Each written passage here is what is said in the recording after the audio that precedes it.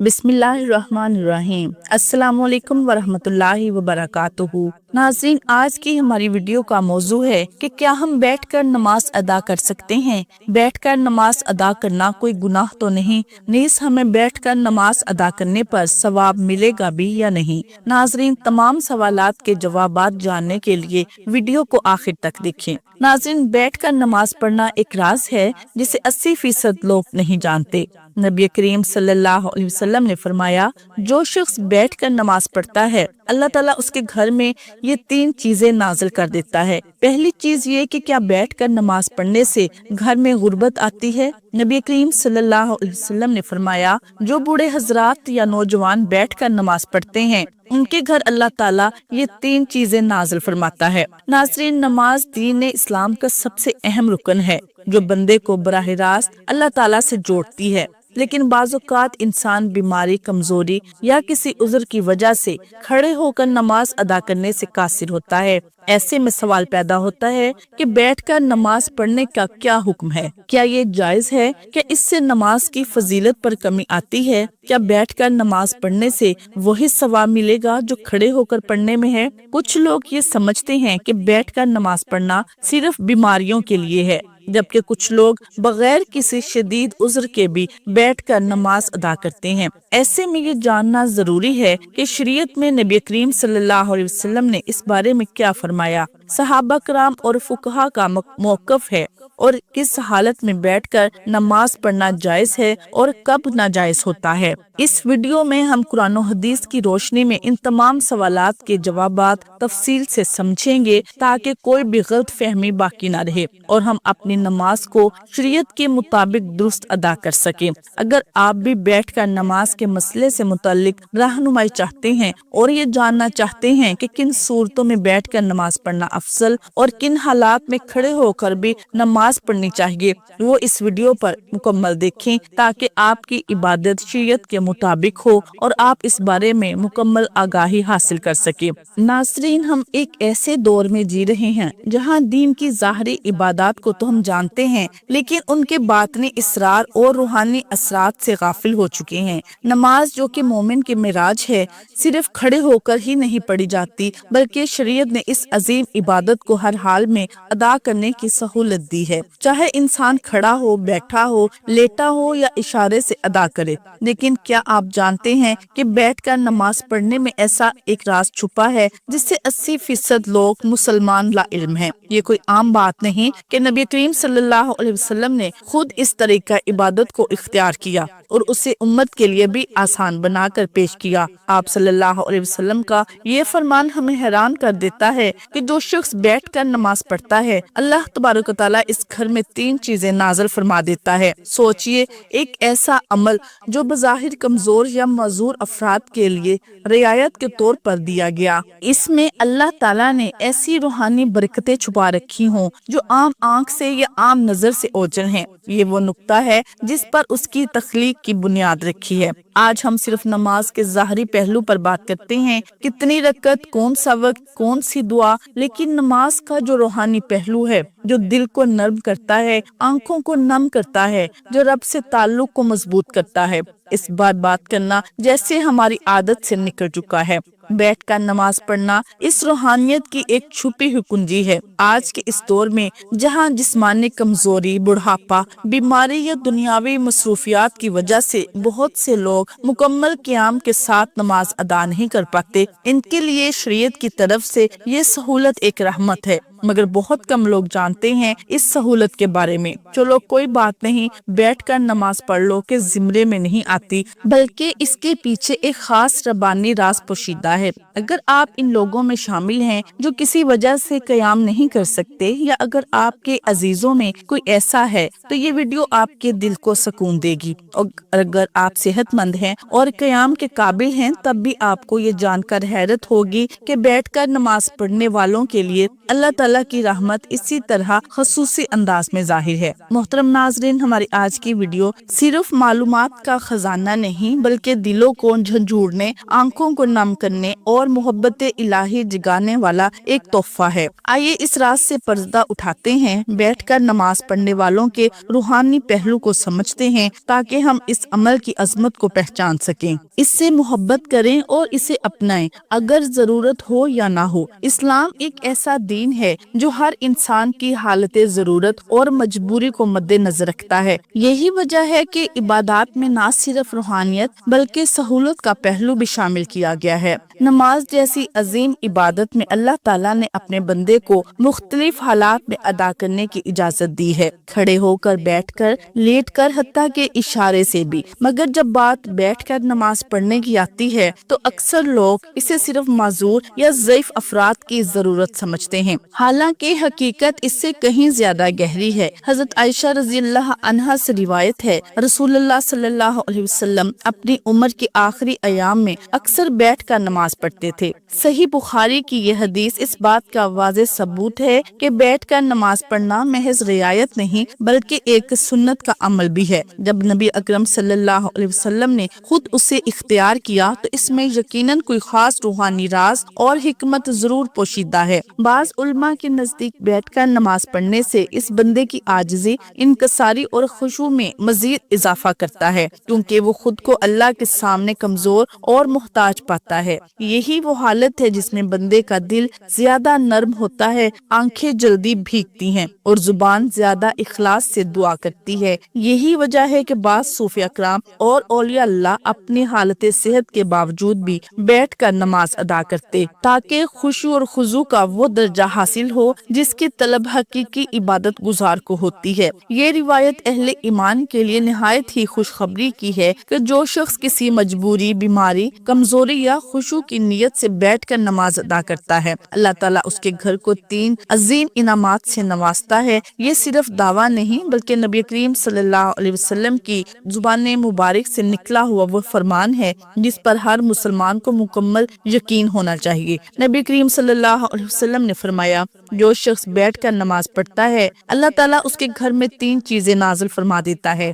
Number 1 غربت کو دور کر دیتا ہے، نمبر 2 بیماریوں کو دور کر دیتا ہے، نمبر 3 اس کے گھر میں سکون اور رحمت نازل فرماتا ہے۔ یہ الفاظ وہ کہ سادہ ہیں مگر ان میں جو روحانی خزانہ چھپا ہے وہ بے حد قیمتی ہے۔ ان 3 انعامات پر غور کیا جائے تو اندازہ ہوتا ہے کہ یہ انسان کی زندگی کے سب سے بڑے مسائل کا حل ہے۔ غربت نہ صرف مالی کمی کو کہتے ہیں بلکہ زندگی کی ہر تنگی، ہر محرومی اور ہر بیکار پن در حقیقت غربت ہی کی مختلف صورتیں ہیں۔ جو شخص بیٹھ کر خشوع کے ساتھ نماز ادا کرتا ہے اللہ تعالیٰ اس کے رزق میں برکت پیدا فرماتا ہے۔ یہ برکت صرف مال کی زیادتی ہی نہیں بلکہ اس کی حفاظت، کفایت اور پاکیزگی میں بھی ہوتی ہے۔ ایسے گھروں میں رزق اگر کم بھی ہو تب بھی برکت سے کافی ہوتا ہے اور کبھی بھی سوال یا ذلت کی نوبت نہیں آتی۔ بعض لوگ جسمانی کمزوری یا دائمی بیماری کی حالت میں قیام نہیں کر سکتے، ان کے دل میں یہ خیال آتا ہے کہ شاید ان کی عبادت ناقص ہے،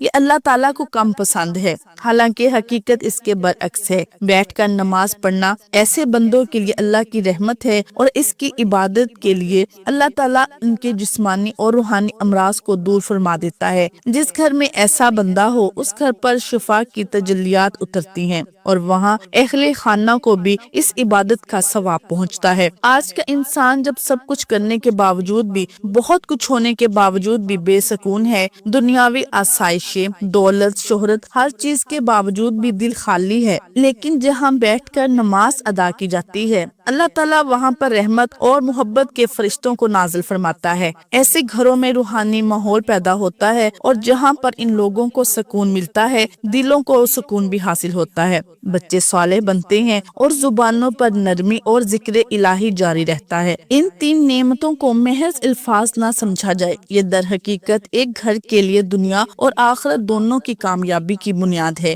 یہ وہ گھر جہاں وہ بیٹھ کر نماز پڑھتی ہیں یا پڑھتے ہیں، یا یہ کہہ سکتے ہیں کہ جس گھر میں بیٹھ کر نماز پڑھی جاتی ہے وہ جنت کے سایہ میں آ جاتا ہے۔ محترم ناظرین، اللہ تعالیٰ نے نماز کو بندے کے لیے ایک عبادت اور اس کے ساتھ تعلق مضبوط کرنے کا ذریعہ بنایا ہے۔ یہ روحانی سخن بھی برائیوں سے بچاؤ، نظام میں نظم و ضبط اور آخرت میں کامیابی کا سبب بنتا ہے۔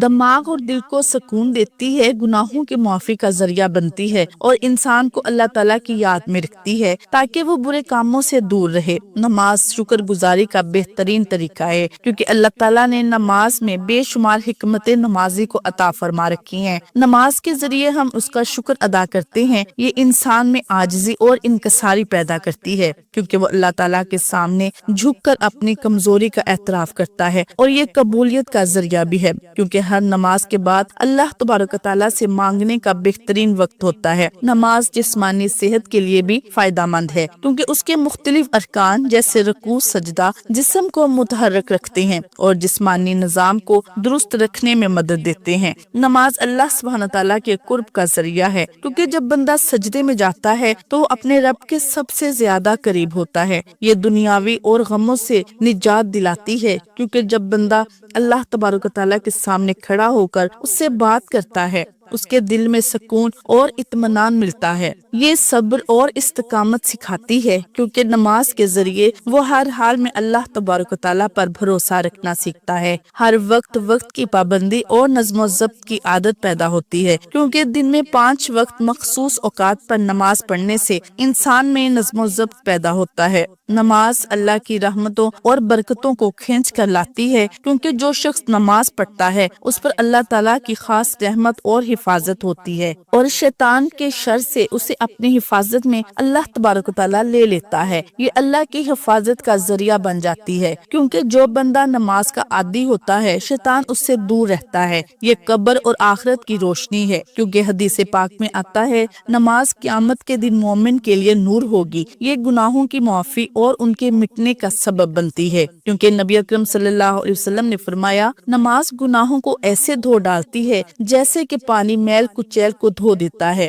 یہ مال و دولت کی برکت کا ذریعہ ہے، کیونکہ جو لوگ نماز کی پابندی کرتے ہیں اللہ تبارک و تعالیٰ ان کے رزق میں اضافہ فرماتا ہے۔ یہ معاشرتی برائیوں سے بچاتی ہے، کیونکہ جو شخص نماز پڑھتا ہے، جو چوری، جھوٹ اور ظلم اور بے حیائی سے بچنے کی کوشش کرتا ہے، یہ اللہ تعالیٰ کے عذاب سے نجات کا ذریعہ ہے، کیونکہ جو شخص نماز پڑھتا ہے اس کا دل اللہ تعالیٰ کی طرف ہر فیصلے میں روشن ہو جاتا ہے۔ یہ غربت اور تنگ دستی سے نجات کا ذریعہ بنتی ہے، کیونکہ جو لوگ نماز قائم کرتے ہیں اللہ تبارک و تعالیٰ ان کے رزق میں کشادگی فرماتا ہے۔ اللہ تبارک و تعالیٰ کے عذاب سے حفاظت کا ذریعہ ہے، کیونکہ جو نماز کی پابندی کرتا ہے اللہ تعالیٰ اسے دنیا اور آخرت کے عذاب سے بچا لیتا ہے۔ یہ قبر کی وحشت اور اندھیرے سے نجات کا سبب بنتی ہے، کیونکہ حدیث پاک میں آتا ہے کہ نماز قبر میں روشنی بن کر آتی ہے۔ یہ دل کی سختی کو ختم کر کے انسان کو نرم مزاج اور دوسروں کے ساتھ حسن سلوک کرنے والا بناتی ہے۔ یہ تمام انبیاء علیہ الصلوۃ والسلام کی سنت تعلیمات کا خلاصہ ہے، کیونکہ ہر نبی نے اپنی امت کو نماز کی تاکید کی ہے۔ یہ اللہ تبارک و تعالیٰ کے ساتھ محبت کو بڑھاتی ہے،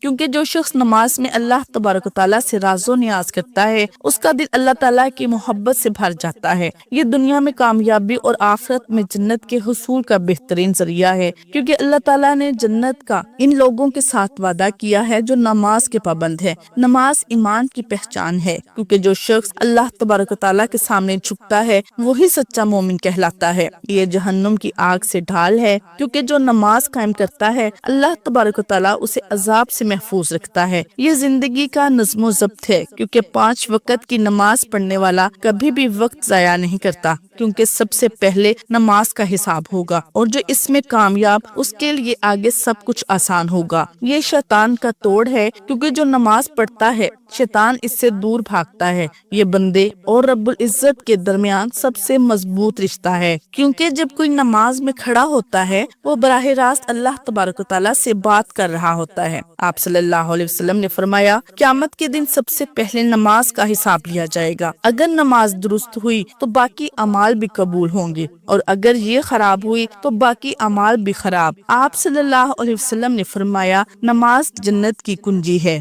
آپ صلی اللہ علیہ وسلم نے فرمایا تمہارا کیا خیال ہے اگر تمہارے دروازے پر نہر ہو تو اس میں روزانہ 5 مرتبہ غسل کرو تو کیا تمہارے جسم پر کوئی میل باقی رہے گا؟ صحابہ کرام نے عرض کیا بالکل نہیں۔ تو آپ صلی اللہ علیہ وسلم نے فرمایا یہی حال وقت کی نماز کا ہے، اللہ تعالیٰ ان کے ذریعے گناہوں کو مٹا دیتا ہے جیسے پانی میل کو دھو ڈالتا ہے۔ آپ صلی اللہ علیہ وسلم نے فرمایا بندہ اپنے رب کے سب سے زیادہ قریب اس وقت ہوتا ہے جب وہ سجدے میں ہوتا ہے، لہٰذا اس وقت نماز پڑھنے کے بعد زیادہ دعا کرو۔ آپ صلی اللہ علیہ وسلم نے یہ بھی فرمایا ہمارے اور ان کفار کے درمیان جو چیز فرق کرتی ہے وہ نماز ہے، جس نے اسے چھوڑ دیا اس نے کفر کیا۔ آپ صلی اللہ علیہ وسلم نے فرمایا جو شخص نماز کا احترام کرتا ہے اور اس کو اہتمام کے ساتھ ادا کرتا ہے اس کا دین مکمل ہے، وہ جو نماز کو ضائع کرتا ہے اس کا دین ناقص ہے۔ آپ صلی اللہ علیہ وسلم نے فرمایا جب انسان کو قبر میں رکھا جاتا ہے تو اس کے ساتھ اس کے اعمال بھی آتے ہیں، اگر وہ نمازی تھا تو نماز اس کی حفاظت فرماتی ہے، اور آپ صلی اللہ علیہ وسلم نے فرمایا اللہ سے ڈرو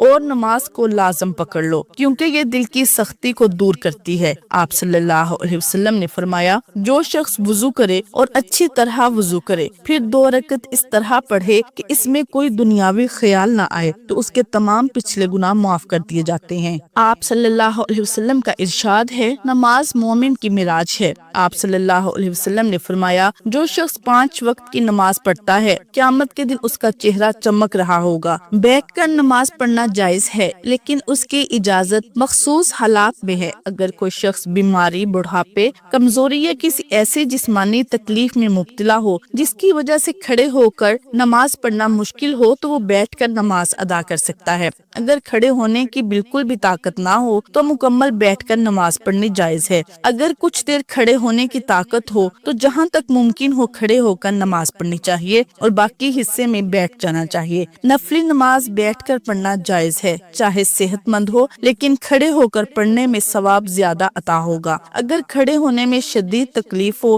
بیٹھ کر نماز پڑھنا جائز ہے، اگر ممکن ہو تو زمین پر آلتی پالتی مار کر بیٹھے اور رکوع اور سجدے عام طریقے سے کرے، پھر سجدہ کرنے میں دشواری ہو رہی ہو تو وہ اشارہ کرے، سجدہ رکوع سے زیادہ جھک کر کرے، اور زمین پر بیٹھنا مشکل ہو تو کرسی پر بھی نماز ادا کی جا سکتی ہے مگر سجدہ کرنے کے لیے سر کو نیچے جھکایا جائے۔ اللہ تعالیٰ کا فرمان ہے بس اللہ سے ڈرو جتنا تم سے ہو سکے۔ رسول اللہ صلی اللہ علیہ وسلم کا ارشاد ہے نماز کھڑے ہو کر پڑھو، اگر طاقت نہ ہو تو بیٹھ کر، اور اگر یہ بھی ممکن نہ ہو تو پہلو کے بل لیٹ کر نماز پڑھو۔ بیٹھ کر نماز پڑھنا شرعی طور پر جائز ہے مگر صرف اس وقت جب واقعی معقول عذر ہو، یعنی بغیر کسی وجہ کے فرض نماز کو بیٹھ کر پڑھنا درست نہیں، لیکن نماز بیٹھ کر پڑھ سکتے ہیں صحت مند بھی۔ دعا ہے کہ اللہ رب العزت ہم سب کو 5 وقت کی نماز باجماعت ادا کرنے کی طاقت اور توفیق عطا فرمائے اور ہم سب کو صحت کاملہ عطا فرمائے، آمین ثم آمین۔